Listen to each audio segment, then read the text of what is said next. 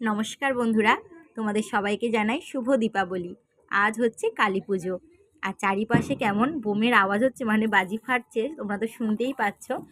তো এখানে আজকে কালী পুজোর দিন রাতের বেলা যে খাবারটা করেছিলাম সেটাই তোমাদের সাথে শেয়ার করছি। আর এখানে করেছিলাম একদম গরম গরম ফুলকো ফুলকো লুচি। তো লুচিগুলো একদম সব চেপটে গেছে বন্ধুরা, দেখো পুরো ফুলে ঢোল হয়েছিল সব লুচিগুলোই, দেখো কিন্তু সব চেপটে গেছে। মানে আমি লুচিগুলো ভেজে আর পুজো দিতে গিয়েছিলাম, যেহেতু অমাবস্যা, কালী ঠাকুরকে পুজো দিতে হবে, সেই জন্য ঘরে পুজো দিয়েছিলাম, সেই জন্য দেরি হয়ে গেছে বলেই এরকম চিপসে গেছে।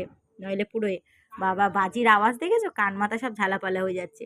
আর এখানে করেছিলাম ঘুগনি, আর এখানে করেছিলাম আলুর দম, আর মিষ্টির মধ্যে আছে বোঁদে আর সন্দেশ, ছানার সন্দেশ।